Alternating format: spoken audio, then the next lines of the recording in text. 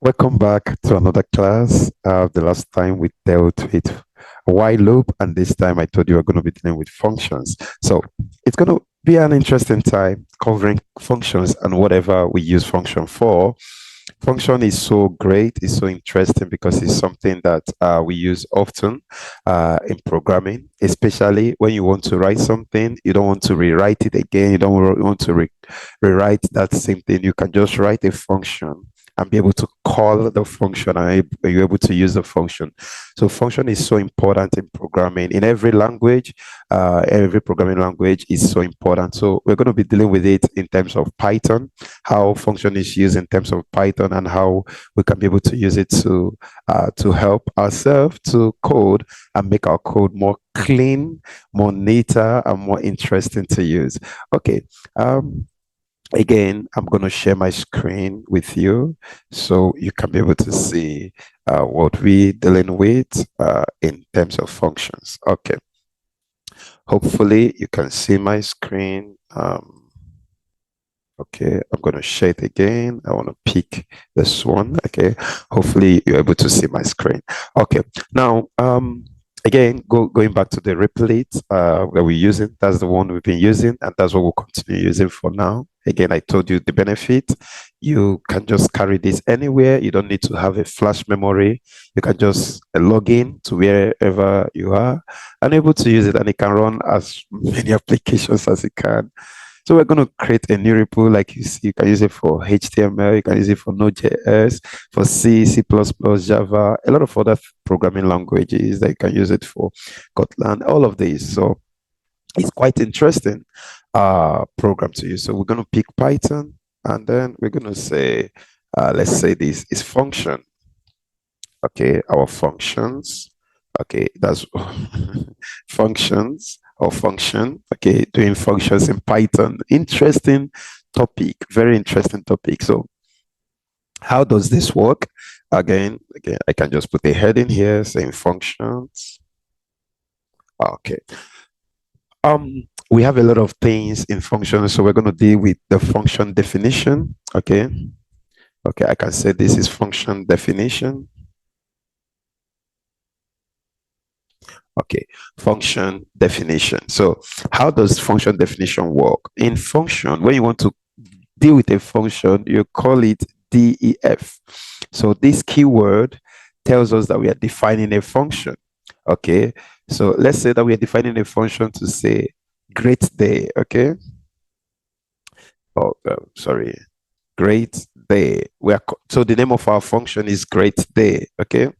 In this case, so this is the syntax of the function. This is how you write function.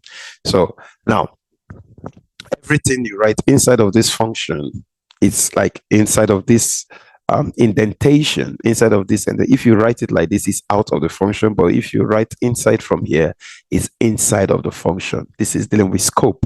We're going to talk, I'm going to show you how scope also affects a function, how scope is very important in function. To know, understanding your scopes can help a lot to understand what you're doing in function.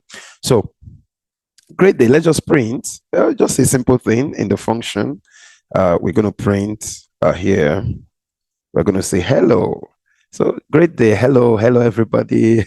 How you doing? So we're going to print that in this place.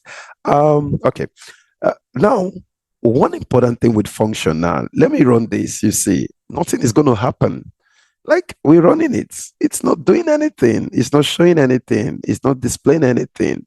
If I put hello here, let's say I print here, I say print, that's outside of the function. I say here and I say hello world. Oh, if I run this, it's going to print hello world. Nothing happened to our IDE. It's still working properly, but you can see the function is not printing our hello. It's not printing the hello, but the code is printing this one outside because this is outside of the function. Again, we are entering into a little bit of scope. This is a global scope. Now, this is outside of the scope. We're going to do that in a few minutes time. Okay. Now, when I run this again, let me just clean this and run it again clean. You see, it doesn't do anything. Why? When you define a function, you must call the function for it to work. So we have to call this function, like we have to call the name of the function great day. So it's like you define the function definition, and let's call this place as function, calling a function,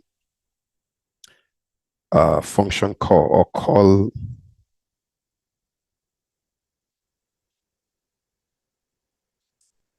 calling a function. So I'm just commenting for you to remember. So this is how you call a function. You call it by its name and you pass the parentheses. This is how you must put this. This is the syntax. You must put all of this. So we've called the name of the function. If this was great day 1, great day 2, we have to call it by its name. So function does not do anything if you don't call it. So once you call it, it's able to start doing anything. So when we run this now, it says hello. Oh my God. Okay, so it's able to say hello now because we've called it. Again, you can call function as many times as you want. Again, if we call this and clean this, it's going to print hello 2 times because we're calling it 2 times. Okay, so you can call it all over your code. It's going to print hello 3 times. You're calling the function. It's like you're calling it by its name. So the function is being called by its name. Okay, which is so interesting, which is so great. So we are calling the function by its name. When you call the function by its name, it responds. Do anything that is inside. You can see it's only doing whatever is inside the function. Is doing what is inside the function. So this is inside the print. Hello is inside the function. It's doing that. So you can define a function, but when you want to use the function, you have to call the function by its name. Okay. So function has syntax, syntax for definition, okay, which means if I have a function, let me define another function, okay. Okay, we'll be defining our functions here and we'll be calling the function here. Okay, let's just define the function. So here we're going to deal with function definition, but the syntax again. But here, function can also carry parameters. I'm going to define 2 parameters. Okay, let's say I want to define a function, the definition of a function. I want to call this sum numbers. So the name of our function is sum numbers. And we're going to pass 2 parameters in this function, which is A and B. A, comma, B. Okay, here the function had no parameter, but here the function has 2 parameters. You can pass as many parameters as you want. You can pass 1, you can pass none, doesn't matter, you can pass as many parameters as you want on function. Now we are going to say sum is equal to A plus B. Here, because this, I'm defining it here, I'm calling that function, I'm calling this function. So here, I can print inside of the function again, I can print sum. Okay, let's print sum. So this, our function is going to print our sum. Okay, it's going to print the sum again, this function. Let's run this function again and we see. Oh, again, it's only printing hello. Why? Because you didn't call it. You have to call the function. You have to call the function. It didn't work because you didn't call the function. So you must call the function for it to work. It might be a code there, but once you don't call it, it won't work. So let's call the function. We'll call it by its name, sum num. But here we have 2 parameters that we are passing. So we can pass some numbers, some integer number 9, comma, let's say 2, which is going to give us multiplication is going to, addition is going to print 11. So when we call this function again, we're going to say hello 11. It's printing 11 because this is the function. We pass the parameter, we are passing the parameter. So this is a way you pass a parameter through the function. You can pass a parameter. So all these are called parameters. If I change this to C, then I also have to use C here. Okay, doesn't matter. I have to use the same thing that I use here. So I must use that. Whatever I define here, I must use it inside of the function. So because it's important to be consistent. Again, when I run this, it's still going to maintain 11. Hello, 11. Okay, if I change this to, let's say 8, so we are going to have hello 17. Hello 17 because This is the first function we created, which is this day, and this is the second function, which is that. Okay, so again, we're passing parameters, we define function, it's sweet, but your function can't work if you don't call the function. So I'm creating this space to call all our functions. You can call it anywhere in the code, okay? You can call it anywhere in the code. And once you've created the function, once you've defined it, you can use your function. Okay, now it's so interesting and so important to know function and parameters. Again, you can pass one parameter, you can pass two parameters, you can pass three as much as you want. Like here, we've discussed about passing a parameter, okay? Let's define another function. Let's pass a parameter again. Again, for easy this, we're going to define a function. Let's say function. Here, okay, it's not a function. We're going to say def again, definition of function. We're going to pass parameter. I'm just naming that. Okay, so let's say that we want a name. Okay, a name here, and it's going to have this. Do you know I can call a function inside of a function? Oh, interesting. I'm going to do that. Okay, I'm going to do that now. That's interesting to know. You can call a function inside a function. Okay, I'm going to call one of our function, which is great. Okay, I'm going to call that function inside this function. Now we're going to say print. We're going to say, I'm going to call great. Let's try it. Great. Great day. So I'm calling this function inside of this print. I'm saying great day. And I'm going to concatenate this, comma, and I'm going to say name. Okay. Name. Because that's our function. That's what we call. That's what we define. Okay. So we are expecting hello, great. But again, I need to give a space. Why? Because I need to be able to make sure. So let there be space between this concatenation. So I'm concatenating three strings. I'm concatenating hello, and I'll give a space and then the name. So let's call this function for fun. Let's call the function for fun. Let's say pass. Let's call the function pass par. And then I'm going to say somewhere or Javas. Javas. Okay. Hello, Javas. Oh, la. We are passing Javas. Okay. Oh, we can't do it this way. We can say name. Okay. If you want to do this, you have to pass it directly as a string. Okay. If you want to pass a string, you have to do it this way. You have to, pass a string this way. Okay. Okay. Or you can create a variable and then pass the variable. So we are passing variable Javas, this name. Okay. Because this name here is a string. We are passing that. Okay. So I will show you two ways we can do that. So we are expecting hello, non-Javas. Oh my God. Okay. It's not printing. Okay. That means this is not returning anything, but our space is working. Okay. We'll do this later where we will. I don't know why it didn't work, but normally it should work. Where we will. Okay. Let's try something here. Let me catch the variable here. Let's catch it. Var is equal to, so let's assign whatever we got in this function here, and then let's say var here. Maybe it will work this time. Let's check. None. Okay, it's sending because it's not returning anything. Okay.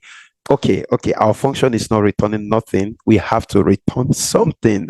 Okay, that takes us to another code where we have to return something. Okay, we have to return something. So let me quickly go to returning of function. So we returning of values or returning of strings. So we're going to code something and call where our function does not just print, but it can return. Okay, so that was not working because we are not returning. It's returning a non-value because there is no value there. We're going to still go back to this. Okay, let's define a function here. I'm going to have the same definition. Let's just have this definition here, but I'm going to say de re. just for return. Okay. So instead of saying hello, or instead of saying print, I'm going to say return hello. Okay, return this hello. Okay, which means that okay, if we say the real in our code, this should return hello this time around. And we are calling the real, we are calling it by the name. So we should be able to return hello. Hello now, it's working. Hello Java. So here, because we're not printing it, so this function is able to return numbers. Oh, interesting. This function is able to return numbers. So you can see again, we are passing Javas here. Oh, okay. Oh, okay. Javas, we already passed in Javas here, which is this function. But inside of the function, we called another function. So you can call a function inside a function. What function did we call this function? So why this is working is not, this should cannot might not be on top of it, but it's still working because it's the code, the compiler does like two passes where it creates a table and is able to know where these functions are. So whenever it needs it, it can locate wherever it is in memory or in the code, in the line of code, and is able to execute it. So you can see this, we call this function before even defining it. But since the compiler is doing the two parts, it's not a problem for it. It can see it. Okay. So this is return. So you can return values. Let's do a number return. In this case, let's do like a returning of number or returning of square. If, for instance, somebody wants to return a square, maybe anytime you enter a square of a number, 5, 2, want to be able to return this number. So we can have def, okay, return, or we can call it square. Okay, we can have that. Oh, okay. Square, again, the function, let's say we are passing a parameter x, one parameter. We're just passing one parameter. But we are going to return. Okay. So how do you calculate x? How do you calculate square of a thing? You're going to say x multiplied by x. Okay. That's the twice of that number is, we're going to return this. Okay. So if we say, let's say we can say print. Okay, print. Let's call the function inside of a print square. So function is just like crazy. You can do a lot of things. Let's say I'm calling the function inside of it. I'm saying 3. What is the square of 3? It's 9. So we're expecting 9. Yes, we're expecting 9. We can change again the parameter. We can say 4. What is the square of 4? 16, right? We're expecting 16. So you can return strings, you can return variable. By the way, I don't need to do this again here. I could even remove this and then call this function straight away. Since it's a function that return, I can just call it straight away how we wanted to do it before, and it's going to do the exact same thing. Hello Javas, it works. Okay, you don't even need to create a variable, and that works. So we've done definition of function, passing parameters. You can have as much parameters as you want. Function is so easy, it's so good to understand because for instance, I want to calculate each time the square of a number. I don't need to always say number multiplied by number or use import math, and then I can just create a function that is square. Anytime I just call the function, I'm able to use it. So you can create some functions that you always use, and then you can call them whenever you want to use them, and your code is working so properly. Okay. Interesting. I'm going to, because the code is getting much more scattered, let's close some of this code. Let's mute some of them. Remember, you must call your function.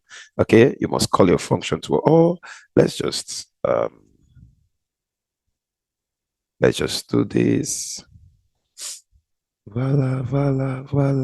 Okay. I heard that song. Okay, let's leave it, and then so everything can be open and clean. And okay, so after calling a function, you return a value. You're able to return a result. You can assign it to anything. Again, with this called calling a function.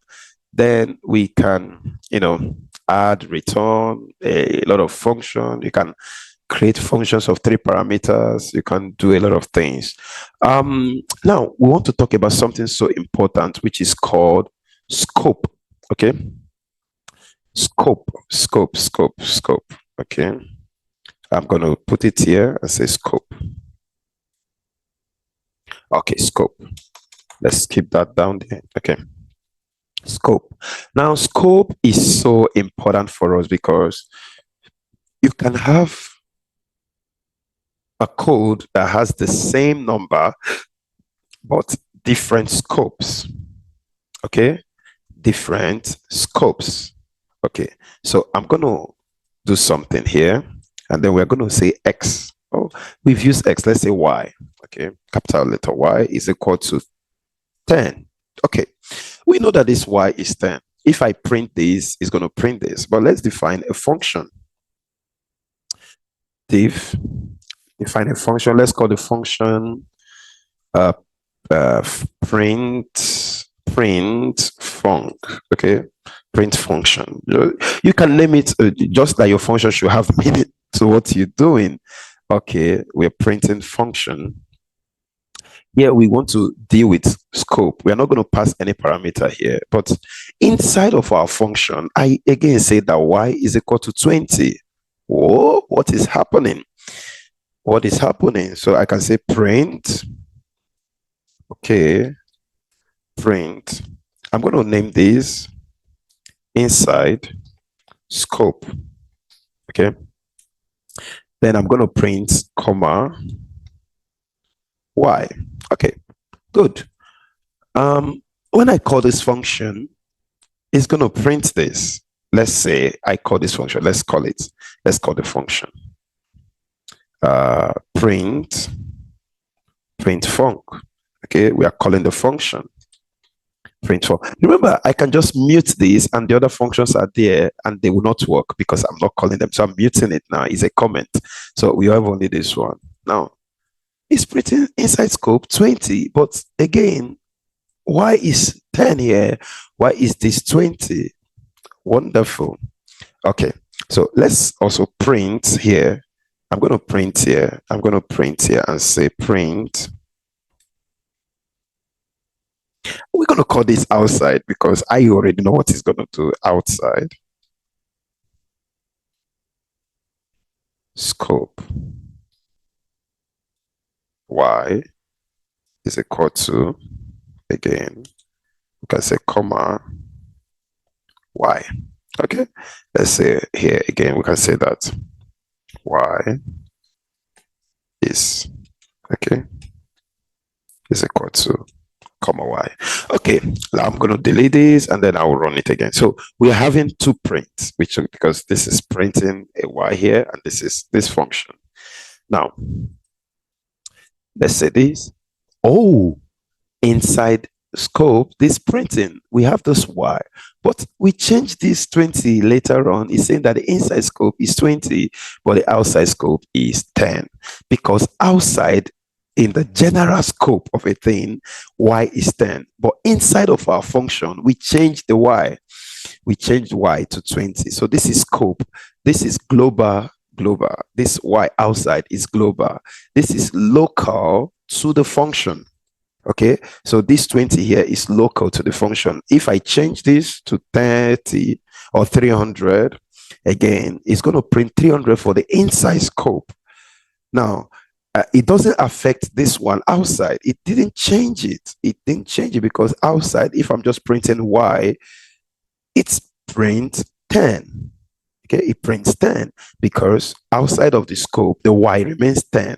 Okay, but inside of the scope, the Y remains 10. Now, let's remove this. Okay, we're going to remove this. Now, we're expecting that both of them are going to be 10 because it's going to use the global scope of the Y. Now, it's going to make use of global scope 10, 10. Inside scope is 10, outside scope is 10 because it's using the global scope. Okay, but once I introduce our in local scope, so this is local. Once I introduce this, it becomes this. Okay, Again, this is 300. So there are sometimes you write in code, you have to actually write global.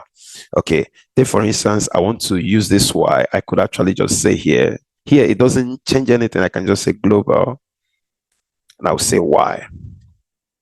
So what he's saying that, oh, this Y should be global. When I update it, when I update my Y, it should update the global now. Okay, now look what's going to happen now. When I say Y is equal to 20, okay, we are expecting that also my global Y will be changed. So it should be 2020. Voila. Okay, so you can see inside Y is 20 and outside Y is 20 because we said that this Y we are using inside of the local scope is still a Y, is still the global scope. By doing this, it affects the outside. So beautiful. So by saying global, it affects the Y both inside and outside. But when you don't say it global, the scope is local. Okay, it sees that Y as local only to that function. But immediately I just said global now, you can see our understanding of this change. It changed both the Y outside and the Y inside. Hopefully you're able to understand scope. So this is global scope and local scope. So inside my function, if I said global scope, global, and call that number as, or that variable, I say this variable is a global scope, then it's going to affect it. So this, you can use it for a lot of things, for changes in your functions, in your programs. You can be able to use all of this. Okay, hopefully you're able to get the scope of thing. So we talked about scoping. We talked about some of these returning functions, returning a lot of functions in our program. Okay. You can pass the parameter, you can assign the value of your function into another parameter. I can just take, for instance, where we are returning a function, we can assign this value. Let me open this back.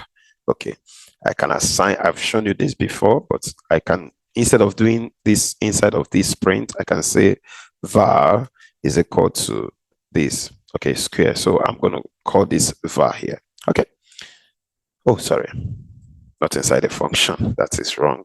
Inside here, I'm printing this here. So this is going to, again, do the same thing by saying that this, let's change this number to 20. What is the square root of 20? Square root of 20 is 400. Okay. So it's printing again, it's printing this. So you can assign, if your function is returning something, remember when we didn't return something, it was saying none because it was not seeing anything. So you have to make sure your function is returning something. Remember, this function came from, this var came from us calling this function square, this two. Okay, so you can return by assigning your function into a number. Okay, so generally this is function. You can pass arguments, you can do a lot of things with function, you can pass a message directly, you can do so much things, you can position them, you can change your function, you can, call your function, you can manipulate your function. It's so interesting to do. You can pass a lot of arguments. There's another kind of function called lambda, but I'm not going to enter into that today. I just want you to, get this one. There's more function. If we do that, we do it with lambda. Again, function, the last time we discussed about function can be recursive. Okay. Functions can be recursive. Okay. That's the last function I'm going to do. Recursive function. Okay. Recursive function to calculate. So when we want to do a recursive function, how does that work? When I want to say that my function is recursive, take for instance, you want to code what we call factorial. Okay, factorial, calculating factorial. Let me get a whiteboard. Just 1 minute. Whiteboard. Okay. Let me get that, and then I think I don't know. They want to pick. Most probably this one should be okay. So just to show you how factorial works, micro this, I just need to write something just to interest you on factorial, where function can call itself, its own self inside of a function. So this is where we are dealing with what? Factorial. This is opening. I didn't remember that I was going to do this. And okay. So remember factorial, when you say 5 factorial, what is 5 factorial? You are saying 5 times 4 factorial, right? 5 times 4 times 3 factorial. You're saying 5 times 4 times 3 times 2 factorial. Okay, this is recursive. 5 times 4 times 3 times 2 times 1 factorial. And 1 factorial is 1. Okay, 1 factorial is 1. 5 times 4 times 3 times 2 times 1. So 5 factorial is equal to 120. If I can remember, 5 times this is 20. 20 times 3 is 6. 6 times 2 is 120. Okay, so 5 factorial 5 factorial gives us 120. In mathematics, you can press that in your calculator quickly. And then, so this is recursive. So what is this actually doing? It's saying that our factorial, if you check this, is n. Let's say the number is n factorial. So when I call n factorial is n times n minus 1 factorial. Okay, this is what we are doing here. This is what we are doing here till we get to 1. Okay, this is kind of recursive. It's calling itself, so we can create a factorial. So this is kind of the mathematics formula: n times n minus 1 factorial, because again we keep going minus 1. You can see that. So here this is n, which our n is 5, starting from 5. Factorial is n minus this, and we keep going, we keep going again, n minus n again. We keep multiplying this because this is what we are doing here. Okay, we're going to open back this factorial. We're going to open back this factorial till we get 1. Okay, so again, this is the general idea of recursive factorial. So how does this algorithm work? It's very interesting, very important. Again, 0 factorial is equal to 1. Okay, 0 factorial is equal to 1. 1 factorial is equal to 1. There's a whole proving on that, okay, which we're not going to enter, but just believe me that 0 factorial is equal to 1. Okay, when you say 0 factorial, if you press your calculator right now, 0 factorial is equal to 1. We are not going to enter into the proving of that. Okay, so let's create a function. So we need a function that can do what we just explained here. Factorial. Okay, this is one of the easiest one to use. 0 factorial, and then we are going to pass a number, which our number is going to tell us, you know, what we're using. So we can just use the same n that we use. So we are passing n, whatever the person enters, so we can calculate as much as this. So remember, I said that 0 factorial is 1. So we're going to say if, okay, n is equal to 0. Take for instance, the person enters 0.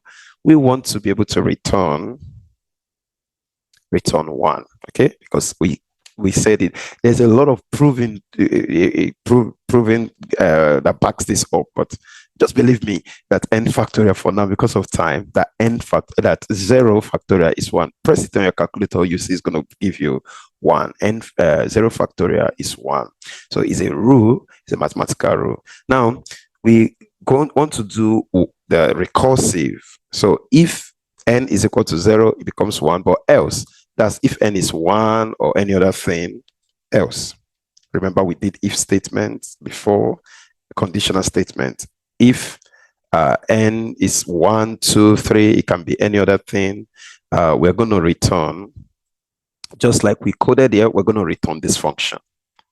Okay, we're going to be able to return this function because we want it to keep doing the same thing. So we're going to say return Okay. N, we're going to return N, okay, times, okay. Now, we want to be able to return this. Again, call our factorial to break down our factorial again. Interesting. So we are going to, inside this function, we are going to call factorial because we want it to keep breaking this out till it gets to 1. We want it to keep breaking this out till it gets to 1. Okay, so we are going to say this. We are calling this function n minus 1. Just like we saw here. This is what we are doing, just that we put factorial here. Okay, so this is recursive algorithm. We call this recursive algorithm. So instead of you having to say, oh my God, if I didn't record my screen, that would be so interesting. Wow. Oh God. Let me see. Okay, I'm recording the screen. I thought I didn't record it. Wow, that would have been so bad. Okay, I'm going to share my screen again. And I'm going to share my screen again. I thought I didn't record the screen. That would have been so bad. Okay. Oh, after this beautiful lesson. Okay, now we're going back to this function and we're going to call this function. And we are done. We're done with the factorial. It's going to return 120. I've proved to you it's going to be 120. So let's call the function inside here. Let's call our function. Let's call our function factorial. Okay. Let's use the first one. We said 5 factorial. Okay. 5 factorial. Okay. Let's assign this to an answer or a result. So we can print it. We don't need to do this. We can just say print.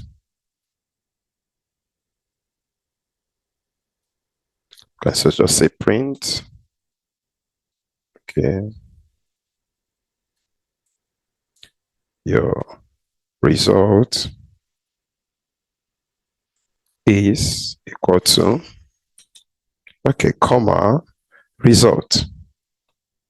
We created this. Okay, so we are expecting that 5 factorial will return for us. Your result is 120. Your result is 120. 5 factorial, again, let's say 0 factorial should be 1. 0 factorial will return 1 for us. Okay, and when we say 6 factorial, again, if you go back to our math and we say 6 times 3, 30, 30 times 5, again, sorry, 6 times 5, 30. Okay, mathematics. Okay, so this will return 720 for us. That's 6 factorial. So you could keep doing the same thing. We can say 90 factorial. That's a lot of numbers. Can you see? I can't even pronounce this number. It's a lot of numbers. So you can code this yourself. So you can see the beauty of function. Function can call its own self. Here we did that function calling another function. We saw function calling another function, but here function can call its own self, even while you are coding the function. So this is known as what we call recursive function. You have these kind of things when you're dealing with sequence, when you're dealing with arithmetics and the rest, when you're dealing with a lot of binary tree, sometimes you're dealing with some kind of code, you will need the function. So this is quite interesting. It's quite nice. I hope you enjoyed function. It might have been a long one, but it gives you overview of how function works. You can use function for so many other things. You can use function to, to do a lot of other things, which just beautifies our life, makes it much more easier and much more nicer to use. Hopefully, you're able to get this and understand this. It helps you, and hope to see you in next class. So next class, we're going to be dealing with I wanted to go to dictionaries, but I think we'll go to classes. Now, classes object-oriented, which is quite interesting. And the dictionaries and the rest of the thing, we would have done it when we did arrays. So, but this, if we need that, I will go back to that. But Object-oriented is so interesting, it's so important, which is classes, which compasses all the coding, everything that we've been doing, everything we'll be talking about. And if you like this video, if you enjoy this video, please like, share, subscribe, and comment. It's nice, it's interesting. Share with your friends and comment and like and share it around. See you in the next video. Stay blessed, stay on top of your learning, and enjoy. Bye bye. See you.